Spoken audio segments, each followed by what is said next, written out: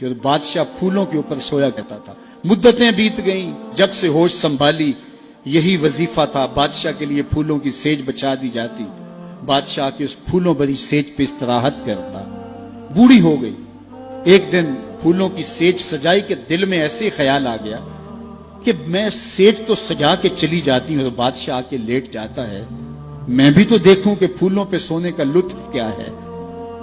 तो वो अपनी कमर सीधी करने के लिए फूलों की सेज पे लेट गई। सारे दिन की थकी हुई थी, आंख लग गई। बादशाह वक्त पे अपने कमरे में दाखिल हुआ तो उसने देखा कि एक लोंडी उसकी सेज पे सोई हुई है। बड़ा गुस्सा आया। बादशाहों की गैरत होती है, उस गैरत की वजह से उसने जल्लाद को बुलाया, इसे उठाओ, उल्टा लटकाओ और इतना मारो कि इसकी जान निकल जाए, बाकी लोंडियों गुलामों को पता चल जाए कि बादशाहों की सेज कितनी मुकद्दस होती है। उस लोंडी को वहां से दबोचा गया, उल्टा लटका दिया गया और जल्लाद कोड़े मारने लगा। वो रोती, चीखती, चिल्लाती। अचानक रोते रोते उसने हंसना शुरू कर दिया। जब वो हंसी ना तो बादशाह ने जल्लाद से कहा रुको और इसे पूछो रोती क्यों थी और इसे ये पूछो कि हंसती क्यों है। तो जल्लाद ने कहा कि क्यों रोती थी। उसने कहा जब कोड़ा लगता था तो जान निकलने को आती थी, मैं रोती ना तो और क्या करती। कहा ये बात तो मेरी समझ में भी है, लेकिन ये बात समझ में नहीं, तू हंसती क्यों है। कहा मुझे हंसी इस बात पे आई है कि चंद लम्हों के लिए सेज पे सोई हूं तो इतनी मार खानी पड़ रही है, तो जिसको उम्र होगी सोते हुए उसका क्या बनेगा।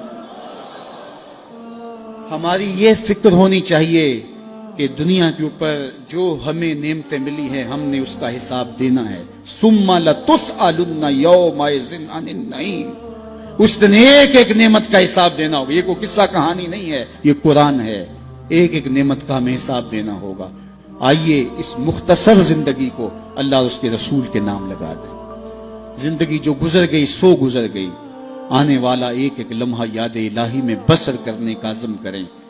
उनके साथ वाबस्ता हो जाएंगे, रसूल करीम के दामन से जुड़ जाएंगे तो यहां भी खैर है, वहां भी खैर है। और अगर उनके दामन से न जुड़ पाए तो फिर सवाए रुसवाई के और कुछ मकसूम और कुछ मकदूर नहीं है। आज का मुस्तफ़ाई इज्तिमा नौजवानों को, पूरी दुनिया को ऊपर सुनने वालों को यही मैसेज देता है कि हुजूर के साथ अपनी वाबस्तगी को, अपनी दिल बस्तगी को, अपने ताल्लुक के खातिर को मजबूत कर लो। अपना सारा कुछ हुजूर के नाम कर दो। उनसे वाबस्तगी और उनसे उल्फत का रब्त और रिश्ता जब कायम कर लोगे तो फिर दुनिया भी बेहतर और आखिरत भी बेहतर। वरना ये दुनिया भी मुश्किलों, अजियतों और तकलीफों से गुजरेगी और आखिरत का हिसाब अभी बाकी पड़ा है। मुख्तसर जिंदगी है। आइए अल्लाह के हुजूर सच्ची तौबा से अपने आखिरत के मामले साफ कर लें। एक आंसू से माजी के सारे गुनाह धोए जा सकते हैं। अभी सूरज मगरब से तुलू नहीं हुआ, अभी तौबा का दरवाजा बंद नहीं हुआ, उसकी रहमतों के दर खुले हैं। आज की तौबा कल की बेहतरी की जमानत, और आज की डटाई कल के पछतावे के अलावा कुछ नहीं होगा। वक्त पर काफी है एक कतरा भी आबे खुश हंगाम का, जल गया जब खेत बरसा मी तो फिर किस काम का। और अगर इन सांसों के बदले सजदा हो जाए, इन सांसों के बदले कयाम हो जाए, रुकू और सुजूद हो, रसूल करीम पे दरूद पड़ा जाए, किसी दुखी के सर पे हाथ रख दिया जाए, तो ये सांसें काम आ गई। वो खुश नसीब हैं जिन्होंने अपनी सांसें अल्लाह और उसके रसूल के नाम वक्फ कर दी, और वो बदनसीब जो अपनी सांसें, अपना वक्त और अपनी कीमती जिंदगी बर्बाद कर रहे हैं। अब भी वक्त है, अब भी मौका है, तौबा का दरवाजा खुला है। सूरज मगरब से तुलू नहीं हुआ, दरे रहमत कुशादा है।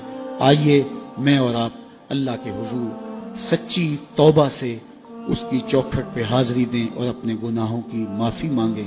जिस शौक़ व मोहब्बत से, जिस प्यार के साथ आप लोग तशरीफ़ लाए, मैं आप सब लोगों का शुक्रगुजार भी हूँ। काफिलों को तरतीब देना, फिर ज़िम्मेदारी के साथ यहाँ तक ले कर के आना, ये एक कठिन काम था, और इदारतुल मुस्तफ़ा के ज़िम्मेदारान ने पाकिस्तान के मुख्तलिफ शहरों में मेहनत करके काफिला साजी और फिर यहाँ तक उनके पहुँचाने में जो मुशक्क़तें सही, अल्लाह उसका उन्हें अजर अता फरमाए। और उलमा, मशाइख, आली मर्तबत बुजुर्ग जो लोग तशरीफ़ लाए, मैं सबका शुक्रगुजार हूँ। اور ادارۃ المصطفیٰ کے ان بچوں، ان کے والدین، ان کے اساتذہ اور جملہ معاونین کو مبارکباد پیش کرتا ہوں کہ یہ سند فراغت پا کے آج معاشرے کے اندر دین کی تبلیغ کے لیے اتر رہے ہیں۔ اللہ ان کی مدد کرے۔